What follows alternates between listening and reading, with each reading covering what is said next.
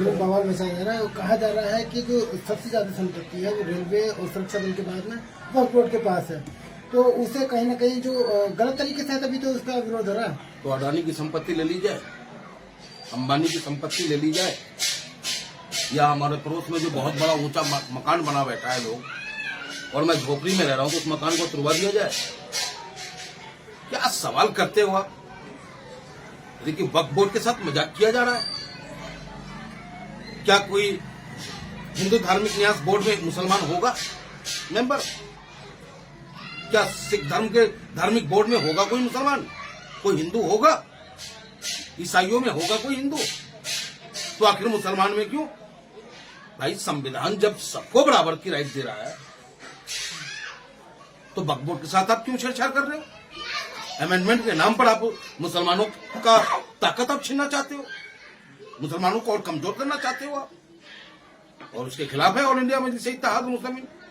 लेकिन जेपीसी को कहा जा रहा है, अभी ये विपक्ष आरोप लगा रहा है कि जो जेपीसी के रखी गई थी जांच समिति, अब उसकी जो असमिति उसे भी हटा दिया गया है सरकार की तरफ से। कुछ भी नहीं हटाया गया है। सरकार कहती कुछ और है, करती कुछ और है। जेपीसी में जितने भी मेंबर थे, मेंबरों ने अपनी राय दी, उस राय को एक कचरे की टोकरे में डाल दिया गया, और जो सरकार की मंशा थी, जिस तरीके से बिल अमेंडमेंट करना था, उन्होंने कर लिया। करने के बाद फिर लोकसभा में जब ये लेकर के आते हैं, तो जो जेपीसी के मेंबरों ने उसका विरोध किया है, विपक्षी सांसदों ने विरोध किया है। उसके बाद माननीय गृह मंत्री जी ने कहा कि जो त्रुटियां रह गई है, जो बचा हुआ है, उसे आप इसमें जोड़ लें। फिर स्पीकर महोदय से मिला गया, हमारे नेता बैठा सज्जनों में सब मिले हैं स्पीकर महोदय से, और ये कहा गया कि उसमें 70% जो सुझाव है उसको इसमें ऐड करते हैं। लेकिन ऐड तो आप करते हो, लेकिन ऐड के साथ साथ जब आप ये कहते हो कि इसमें 2 जो है दूसरी जाति के लोग होंगे, 2 महिलाएं होंगे, अरे आपका अपना एक धार्मिक मसला एक अलग होता है भाई। अब किसी की धार्मिक मान्यता में हस्तक्षेप करना ये कहां तक जायज है? क्या ये संविधान में इजाजत देती है? अगर वक्फ बोर्ड में डीएम को शामिल किया जाए तो दिक्कत क्या है? दिक्कत डीएम तो सभी का है ना। क्यों नहीं दिक्कत होना चाहिए? क्यों नहीं दिक्कत होना चाहिए? मैं आपसे पूछता हूं कि दिक्कतें क्यों ना हो? दिक्कतें है, कभी उस पर आवाज उठाई जाए। आपको लगता है, विपक्ष को लगता है कि डीएम पर कोई भरोसा नहीं है? ऐसा भी नहीं, जिलाधिकारी होता है, लेकिन जिलाधिकारी भी हमारे आपके जैसा इंसान भी होता है। और आपको ये भली भांति पता है कि सरकार ने एक वो दरवाजा खोल दिया है कि कोई भी सरकारी अधिकारी आरएसएस का कार्यकर्ता बन सकता है।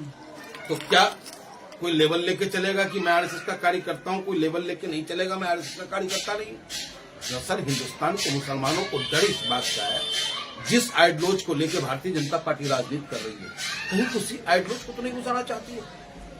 मुसलमानों को डर है कि हमारे उन मदारिसों को समाप्त करने की रणनीति तो नहीं है इस सरकार की, कब्रिस्तानों को छीनने की, खानगाहों को छीनने की, कब्रिस्तानों को छीनने की सोच तो नहीं है भारतीय जनता पार्टी की।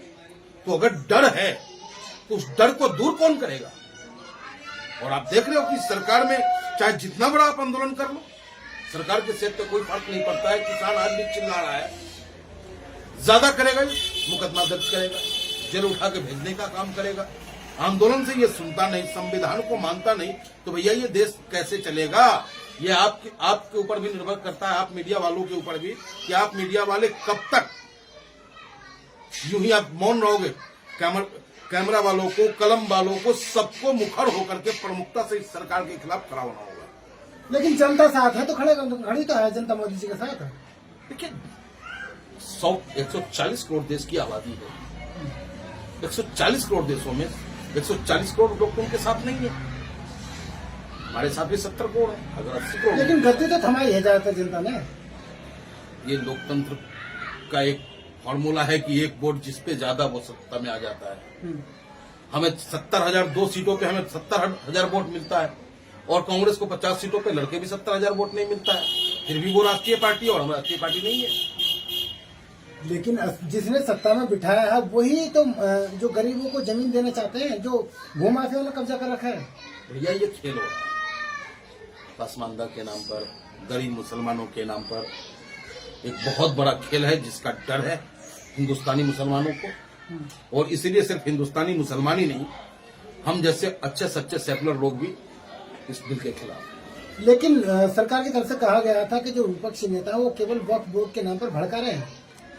देखो, सरकार ने तो किसानों को भी आतंकवादी, खालिस्तानी, पाकिस्तानी नामों से नवाजा था।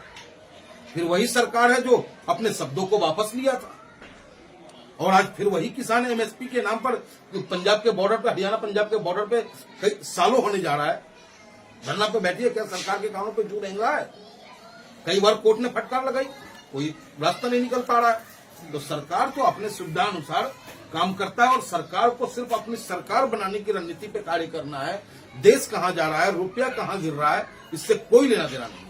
लेकिन अब तो जेपीसी की जब समिति का सारा काम भी हो गया, लेकिन अब तो सदन के अंदर पेश होना बाकी है, तो पास हो जाएगा। देखिए, ये लोकतंत्र का एक सिस्टम है कि एक बार आप लोकसभा में देते हो, फिर राज्यसभा में देते हो, 2 बार के बाद तीसरी बार स्वतः ही वो पास हो जाता है। और ये ताकत में है, और ताकत के नशे में चूर है।